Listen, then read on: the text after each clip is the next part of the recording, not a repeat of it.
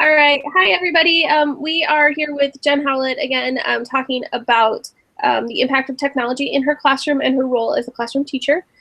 So I know some of you had time to write some questions. Some of you haven't gotten to it yet because I completely goofed that up and didn't publish the assignment. So I apologize for that. I also already apologized to Jen. I look like a hot mess right now just because I got back from the gym and it took longer than I expected. So Jen is going to kind of talk through with us. Jen, I'll have you do like a brief intro again, even though we already talked to you a couple weeks ago, but a brief intro about who you are, what you're doing, and kind of some background, and then we'll start with questions. Okay, sure. Yeah, my name is Jen Howlett, and this is my 20th year teaching. My background is in, there goes my cat, in special ed and elementary ed. So I've been in the 4th grade classroom for 18 years and have been trying to implement whatever technology has been available. Whether, it started with the really old computers, but then, projectors, a little bit of iPads, and now Chromebooks. So that's kind of my background in technology, is just right there in the classroom, trying it out and doing what I can. So. Perfect. All right. So I'm going to start with questions from this time. And I know when we talked to Jen about being a connected educator, there were a lot of questions about classroom technology use as well. So we'll kind of dip in and out of both of those sets of questions. Okay. But let's start with Elizabeth asked, what is one way you have incorporated technology in your classroom? And I don't know if you want to narrow that focus. You could probably almost say, what is one way you've incorporated technology in your classroom this week? Or so maybe that, and what has excited you the most this school year about using more technology? Yeah, I just actually did a blog post last night about something new that I've tried this year. It was really hard to kind of narrow it down. But gosh, the one thing that I think has made a really big impact is being able to connect my students with other students. So, going beyond just, using the computer for something you could have used paper for, which I do as well. But so we've had some times where we've been able to do Skype or Google Hangouts with other classes, just based on things that we've done in common, whether it's been books. For example, we did the Global Read Aloud this fall. So we read a book and then connected with other classrooms and talked about the book, and we did some activities on Padlet and questions where we have discussion questions, and then we go back and forth. They would answer, we would answer, and agree or disagree. We also use Google Docs for that too. So that's something that I think has been really nice, is to be able to connect with other students. We've also done that through our blogs. Just this week, there was another 4th grade class that we connected with. So one day I opened up my kid blog and there was like 51 comments. So it was crazy. The kids were going back and forth and giving each other good comments on their ideas, the things that we had done, or just random posts about things that they really enjoy. So it's nice to be able to see their faces light up when they see that they got a comment from somebody. And so having those conversations with other kids helps open it up beyond our classroom. So that's something that's been new, this year, is actually connecting with other people, not just using the technology to, to do a task. Mm-hmm. What would you say are the most common ways, wouldn't be the right reason or right way to ask the question, purposes that you use technology in your classroom?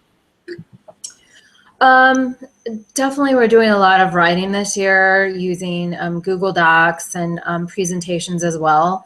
So that's something that is a little different. Instead of, filling up a whole entire writing notebook, we're keeping track of our writing online. And so that makes it also easy to share with one another and make suggestions to one another on Google Docs. So we use that, gosh, probably every week with our writing. We still use our writing notebook, for little quick writes and things like that. But, for our assignments and for different things, Kid Blog is also a very common thing that we use. Like to use different game-based technologies, with the Kahoot and things like that, to do activities and to do reviews and to also just practice skills that we've learned. Also use a lot of Socrative as well. I use that for various things, either responding to like a close read text that we've done and they can put in their ideas. And sometimes we use it to kind of look through everybody's ideas and find the best ones, or for me to get an idea on what they've learned. I will say Google Forms is something I use a lot too. Use it for, surveys to ask kids questions, and also just for quick formative assessments. We'll do an activity and then I'll send them a form and then they can respond and I can get quick feedback with that. It's a nice thing and pretty easy to use. And some of my students, they've been doing passion projects. Some of my students have made up forms this year too to send to the rest of the class. So, they'll do a presentation and have some follow-up questions for the class and want to know what the class thought, or if they were listening and if they could come up with the main idea from what they had presented. So they're starting to use some of the technology too and create things without me telling them. Kind of going off of that, I know you and I have talked and our classes talked a lot about balancing that use of technology, and you mentioned, quick write stuff we still do in our writer's notebook, longer stuff we might, or more finished pieces we might do on the Chromebooks. What would you say, kind of, if you had to pick apart your week, what percentage of the time do you think that the kids are using technology? Sorry, that's kind of a hard question that I didn't prep you for at all. That is kind of hard. I would say about half the time, probably. And sometimes I give them choices. For example, a lot of the stories that we do are on the Reading A to Z or the RAS Kids. We've found a lot of good, especially nonfiction literature to supplement our basal textbook that, doesn't have a lot of nonfiction literature in it. So sometimes I will give them the option of, reading that online, or using the paper copies, which I had made a few years ago, some of the stories. So sometimes they will like to have that paper right in their hand. Other students like to look at it online. So sometimes there's some choices there. So yeah, it just depends on the activity. But I'll also say, when the technology isn't working or the internet is down, then you always have to have a backup plan. So. As you're kind of starting to get into the end of the school year, starting to think that way, the teachers in your building for next year, but kind of what recommendations would you give the 5th grade teachers that will have your 4th graders next year based on what they've been able to do with you as 4th graders? I guess I'd probably just explain to them what things we've done, so they know they don't have to start over on some of those things. I know that all of our classrooms have used Google Docs and blogs. We haven't all used the exact same different technologies, but just letting them know that they know how to do that, even if they're a little leery on if they know how to do it themselves. A lot of times the kids can give great tips and be able to say, hey, we know how to do this. It's not that hard to figure out or to set up. So I would just say, listen to the kids, see what they know how to do, or even, survey them to see what they know how to do and what they don't know how to do, what they like the best as somewhere to start if they haven't implemented it as much. Kind of along those lines, one of my students asked, how do you get teachers that have been in the field for a long time and are not interested in technology to start to try it? I know you've been kind of a leader in your building with the cadre, but how do you work with resistant team members or staff members? Any recommendations on kind of resistance for these guys? I haven't personally experienced resistance with my own team, but I would say for sure, show your enthusiasm about something that you've tried and say, this is what I've tried. This is, why it's so much better than what I tried before. And this is how the students reacted, and, explain, hopefully that it's fairly easy to do. And then I would say the other thing is to do a project together. So, you know, meet together and say, oh, we've got, you know, this particular story, we've got this particular math skill, you know, what can we do to really, you know, teach them better and involve the kids, engage them, and then come up with, you know, the tool that fits that purpose the best, and then do it together and then meet back again in your PLC or grade level team or whatever, how it did well and what didn't, and then go from there. See what else you could do next. Mm-hmm. So I would say join together and then also share your enthusiasm about it. Yeah, and I didn't mean to imply that your team has been resistant, because you have a great team. No. Just, I know you kind of, and one of the things you guys, Jen, has started doing this year is during professional development, she or a set of teachers that are kind of their technology leadership team will do some professional development for the building. So it might be everybody in one session, or it might be yourself selecting. I've started that this year, and I know that there's been maybe 1 or 2 instances where you've met what does this really do? Why are we doing this kind of thing? That would be my assumption, just based on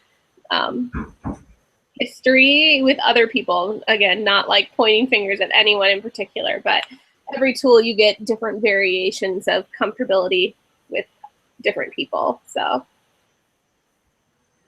yeah, we've had a few different times where we were able to do some whole group and then also some breakouts. So one of the breakout sessions that I did, I think I had 3 people come to, and then the last breakout session that we did, I had probably like a dozen. So it just depended. And the last one that we did, I was able to help really put a lesson together, and they're like, oh, this could really work. And then what would this, how would I share this with the students? And so that was, you know, neat to do, to be able to help others try something expert. I mean, I didn't know every single thing about the tool and hadn't used it the whole entire year, but enough to know what I would do and to help them know what to do for their grade level area.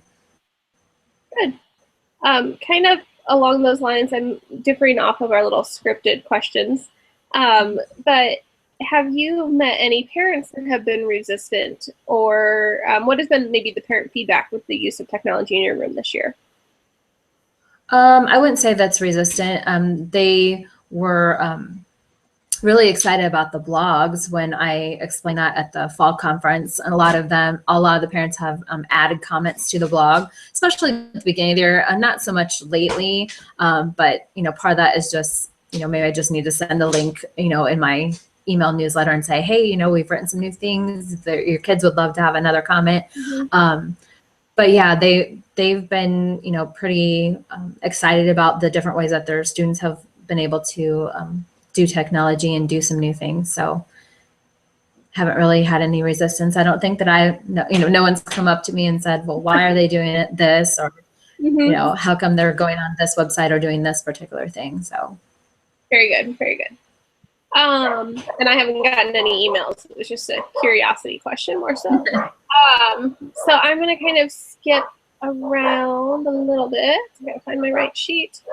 And I don't know if you guys can hear my dogs freaking out in the background. But what do you think has been the biggest benefit to implementing technology into your lessons and your classroom?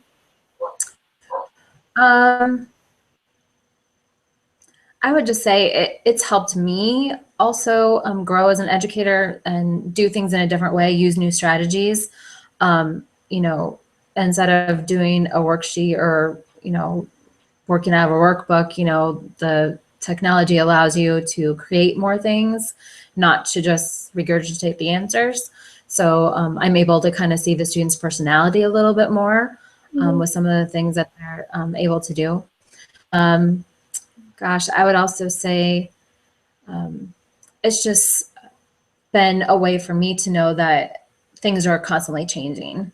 And so, you know, there's always a new tool out there. There's always something new to try. So I think it's made learning seem more of a process. Like it's not just done. You don't learn how to teach or learn something one way and then that's the only way. But there's always a new way to try it. And, you know, sometimes, especially this time of the year, you know, students start to get tired of some of the things that they've already done. Well, then you can kind of go find something new to do a similar task, but maybe it's in a different format. So to keep their engagement. So I found that they get excited about the technology. It would be so much that they had started in kindergarten with one-to-one, and now it's, 4 or 5 years later, and we're still doing the same things. I don't know if it'd be as exciting, but it's definitely been exciting this year for them to go from not using technology hardly at all to using it every day in some capacity.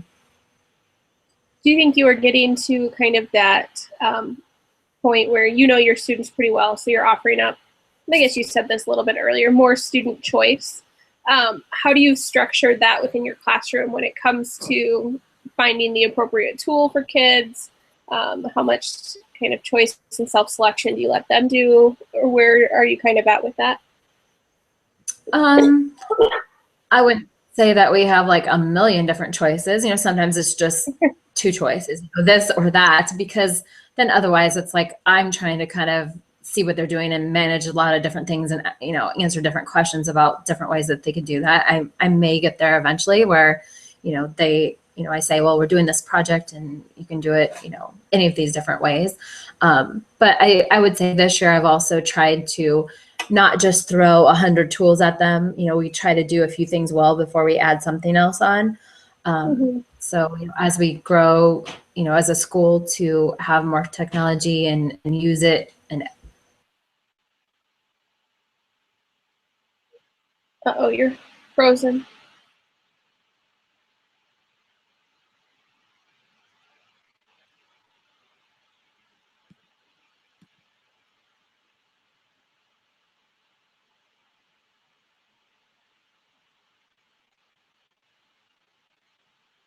Oh no. Okay, so we lost Jen.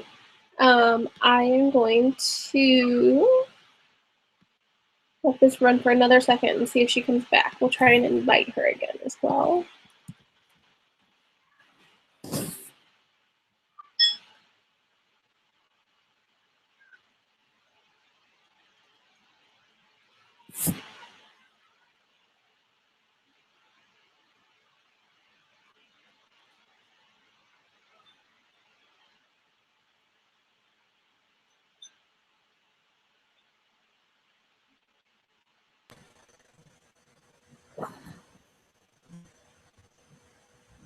okay, it froze for a minute. Okay. Okay, so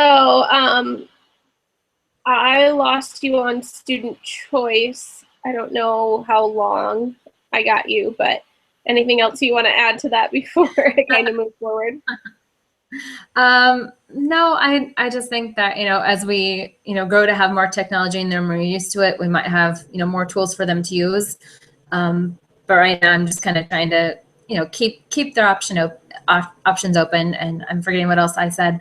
Something about, when they have choice and they're learning, they're more excited about it in the first place. So anytime you can give them choice, whether it's with technology or something else, they're going to feel like they have more control over their learning. Good. Okay. So one of the questions, and I know, Jen, you kind of typed out all of these, so thank you for kind of rehashing them with me. But did you find it hard to transition into having very little technology and sharing into having technology available to you all of the time? I didn't find it difficult. It was super exciting because, I had gone from, coming up with great ideas. I'm getting ready for my lesson plans for the next week, and, oh, I want to do this and I want to try this, and this would look, this would work good for this activity, to, trying to coordinate that with other people and saying, well, are you going to use that for math class today? Well, yeah. And I'm like, shoot, now I got to do something else, either, do that a different day or, throw that out the window. So flexibility has been such a big thing. So no, I didn't find it hard. I found it really easy because before, I felt like I would come up with great ideas and then couldn't follow through with them because somebody else was using the technology. So no, I didn't find it hard at all. I mean, a few logistics, like, okay, teaching them this is how we use it and this is what's appropriate and not appropriate, that sort of thing was a transition, obviously. But as far as, using it or getting to use it, that was huge. That was great. I kind of laugh because in your answer to this one, you have, oh, where is it? If this The secretaries knew that if I wasn't in my room, they could call a lab, and my class was most likely there.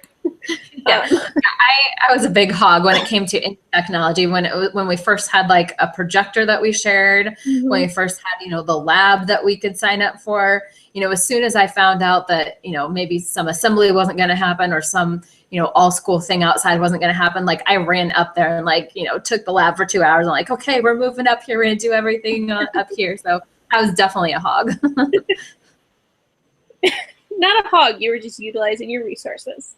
Yeah. And I think that part of that too, just so everybody that's not currently on a PLC or has a grade level team to collaborate with, I think part of that, your team all kind of feels the same way too. That you guys are all pretty excited and willing to try something, and if it goes great, awesome, and if it flops, okay, let's regroup, recalibrate, and we're going to try again. So I think not only are you enthusiastic about it, and that has helped your journey so much more and kept you positive about it, but I think your team is kind of very, very similar in that respect. Yeah, definitely. One of my team members she's right there with me. She's, you know, she'll have a new idea. She'll show me, I'll show her something I've done, and she's doing technology all the time too. Our other team member is a brand new team member to 4th grade. And so she's like a sponge. So anytime we tell her something, she's like, oh, that's cool. You know, show me this and show me that. So she hasn't used it as much, but she's definitely, you know, willing to try anything that we throw at her. So. Very good. So we've talked a little bit about, you have Chromebooks in your classroom. Every time I show my Iowa State students a Chromebook, they tend to be underwhelmed. So you love the Chromebooks. Do you want to talk about a little bit why you like them, what's going well for you, what you can't do if you've had any issues with them, and kind of compare your full set of Chromebooks to your limited, you only had like 5 or 6 iPads. So it's not really a fair comparison, but how has that kind of been? You know, I really liked the iPads. In fact, I wish I still had 1 or 2 in my classroom, because there's times where, you know, it would be nice to, you know, take a quick video and, you know, upload some things and do some of the apps that I really liked to do, like the EduCreations and the Poplet, things like that. I really miss those. And I think a combination of devices would be the ideal situation. But we are coming from like sharing laptops, a set of laptops, to, you know, then to having a small set of iPads, and then to having sharing Chromebooks, and then one-to-one Chromebooks. So it's kind of definitely been a journey. I like the Chromebooks because, you know, they're lightweight, they're easy to put away and to store and not have huge laptops.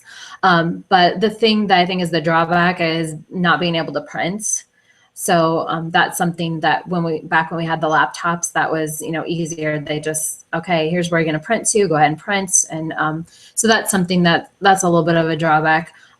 Since we're on Google Apps so much, you know, that's really great for the Chromebooks. That's, you know, the benefit of having that is that we are still all connected through, you know, through email and Google Docs and all of those things that they can quickly access.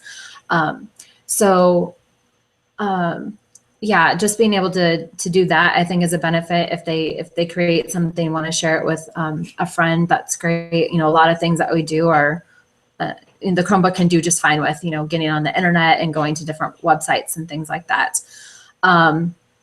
So the printing is a little bit of a drawback. And then there's been some times where it's been hard for them to put pictures on things. And sometimes it's just a few of them. So I don't know if it's more of a device issue, where some of them have had a hard time uploading photos to MoveNote or to their blog. And so we've tried to kind of do a few different things with that. So, and sometimes they'll just be like, oh, I really want this, you know, I'm researching this and I want a picture of this. Well, they're not able to, you know, find the picture and print it off. Either they find the picture, and if they're able to share that with me, or I find a picture and share it with them. So that's been the only thing that I didn't anticipate having a few hiccups for. So, and I just to kind of throw that out there, the district has made the decision that the Chromebooks don't print. They are capable of printing. It's actually the printers in our district don't work to print with them right now. But I know, Jen, I'm happy to hear they're evaluating that decision right now. So they can print. We have done that, and a lot of districts that have gone one-to-one have really either disabled or really, really limited student printing specifically. A little bit as a cost-saving measure, because oftentimes you walk down to a shared printer and there's a huge stack. I will agree. And there's not a lot of times we actually have to print something, but for example, like if we do a unit on writing, like right now they're doing their personal narratives, at the end, it is nice to print out the final copy and send it home along with the rubric, so parents are seeing that instead of just emailing a link to it. I don't know if a lot of them would, like that, but a lot of parents like to actually save a few things that their students have done, things like that. So once in a while it'd be nice. I don't think we would be printing things every day, but at least some final documents and projects. And I think Jen brought up a good point about kind of a multi-tool scenario would be the ideal situation. I always think of Chromebooks are a great 90% device. They do about 90% of what we want students to be able to do. But I do try to advocate for, and in any district, not just the one that I work in, that you're going to have special situations that come up. So having that cart of iPads or having access to a full computer lab, or at least computers for students to use if you need a program that runs on that machine instead of the Chromebook, is always it's a better situation to be in. But when money gets tight, you at least can do 90% of what you want to be able to do. So I think there has been a couple times this year where I've asked my second grade teachers if I could borrow their iPads for a particular activity, and we've worked that out. It's been totally fine. But you have to coordinate that, and you have to think about that ahead of time. You can't just go grab it and say, oh yeah, let's go ahead and do this. It would have to be something that you pre-planned and coordinated ahead of time to make sure they weren't using them at that time. Mm-hmm. Yeah, and I think that's great. I really want to encourage students not to be like, oh, that school only has this device. Advocate for whatever needs you have. Make sure that they're tied to your curriculum, because that curriculum is gold. And if it's something that the curriculum needs to use that piece of technology, then there's usually a reason or a way to advocate for those devices within the classroom too. So, okay, I'm going to skip around a little bit. You talked a little bit about how your students have adapted, or how your students were excited at the beginning of the year and parents were excited. Would you say your students have really adapted to being one-to-one? And I would think the follow-up question to that would be, what would happen if you told them no technology for a week or a day, if they've adapted well to that? Yeah, I think someone would start crying if I told them that there was going to be no technology, even for a day, probably. Although I'm sure there's been some times where I've been gone for a day and didn't necessarily have the whole entire day being with their Chromebooks, So, yeah, they've adapted so well, and it's so much a part of our class that I think not having it would be very difficult. If they went on next year to 5th grade and they didn't have them, which they do, but if they didn't have them or if they didn't use them as much, I think some of them would, be sad about that. I certainly would. If I went from a classroom where using technology all the time to not using it hardly at all, I would probably always feel like, oh, we can, oh, no, we can't, and having that particular thing happen. Because, there's a lot of times where, we've just been having a class discussion and somebody's like, well, I wonder about this. I'm like, well, I don't know. And they're like, okay, let's go look it up. So they go look it up. Yesterday we were working an activity and they're like, I wonder if we have a picture of a ram and, our school mascot. And another student said, go look it up on your computer, go get your Chromebook and find the picture of it so we can take a look at what the design looks like.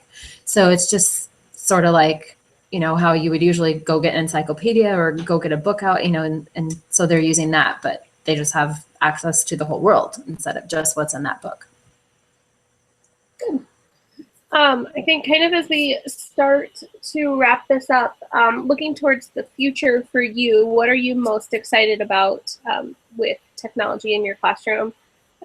Whether maybe like 6 weeks from now and a year from now, what's getting you really excited and bringing your passion kind of forward for that? I think just starting to implement a few more tools that I've learned about lately. This fall at iTech and just this week at the one-to-one conference, I'm always, writing down ideas for new tools to try. So, just kind of putting those in place. Also, our district, depending on the budget, is planning to adopt a new math and social studies curriculum. And I've been on both committees and have seen the options that are available for online text as well as interactive things. So I think that will be a great positive change, is to get the students even more involved in math and social studies online as well. So those are a couple things I'm looking forward to. Good. And then as these students, they're primarily juniors, a couple of sophomores and some seniors. They're all getting their learning technology minor, and I know that they asked you a question about that. But it's on top of, it's not a certification, but it's just kind of an on top of piece to their education degree. What recommendations would you have for them moving forward, both in maybe their pre-service program as well as they start to kind of apply and look for jobs out in the real world? Gosh, I gotta think. I don't even remember what I wrote down for that. I mean, I think that's a great thing. I wish I had that, but I would say as they're starting to do practicum, student teaching, that sort of thing, is to go ahead and ask and say, hey, I've got this great idea. Can I try it? Because actually trying it with students is much different than just knowing about all these things are available. Some things, that I've tried haven't worked as well as I thought that they would, in my head. So I would say, and hopefully a cooperating teacher would be open to that. I know I was when I had, my student teachers the last few years. If they had a great idea, I was like, yeah, let's try it. Let's see if the students like it. And so, the best thing to do is to have that experience, to actually try it with students and see what works. And just knowing how the devices are managed, and depending on where they do their practicums or student teaching, and don't know exactly what the technology will be in the classroom. So take the time to visit different classrooms and see how it's being used in different ways. And I guess my best advice is just to, try to incorporate it whenever you can, so you can see how it really works with live students. So. Good. Well, thank you so much, Jen. Do you have any final kind of closing remarks or anything you want to share that we missed? Trying to think. No, I would just say, technology is definitely an area where things are changing all the time. So I don't think you could ever, expect to call yourself an expert, because, you learn 10 things and in a month, there's 10 more things. So I think it's all about, knowing that, you can grow and you can keep learning. Learning's never done. And so I think if you're that type of person, technology is something you really embrace, because there's no end. Things will just keep hopefully getting better. And you just have to keep in mind, if it's distracting from the learning or if it's actually really enhancing the learning. That's just something to keep in mind. Mm-hmm. Well, good. Thank you so much for your time. I really appreciate it. And I hope you enjoy your beautiful sunshiny Saturday and weekend. Oh, it's nice to see the sun again. Yes. All right. Thank you, Ben. Have a good day. You too.